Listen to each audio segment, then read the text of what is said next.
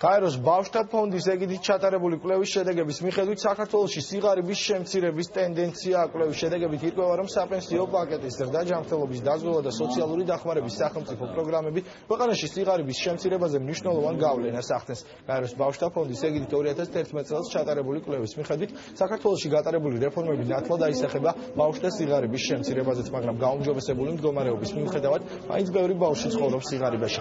ამ პრობლემის დასაძლევად ჯანდაცვის სამინისტრომ გარკვეული ნაბიჯები უკვე გადადგა და მიმდინარე წლის სექტემბრიდან გაუმჯობესებულ პირობებს თითოეული ბავშვი და სოციალურად დაუცველი ოჯახი მიიღებს.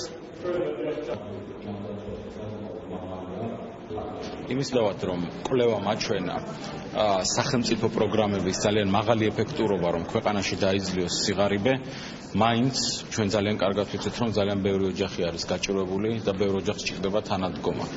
ამიტომ ჩვენ მუდმივად ზრდით პენსიებს, ამიტომაც მუდმივად ფართოვდება ჯანმრთელობის ხელმისაწვდომობა ძალიან ბევრი ადამიანისათვის და უამრავი ადამიანი იქნება 1 სექტემბრიდან დაზღვეული, ყოველი მეორე მოქალაქე.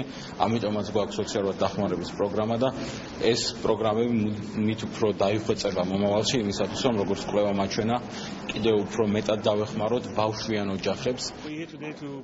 საქართველოში გატარებულმა ეკონომიკურმა რეფორმებმა სიღარიბის შემცირების ტენდენცია გამოიწვია. კვლევების მიხედვით წინა წლებთან შედარებით მნიშვნელოვნად შემცირდა ბავშვთა სიღარიბე და მათი ოჯახების ფინანსური მდგომარეობა რამდენიმე პროცენტით გაუმჯობესდა.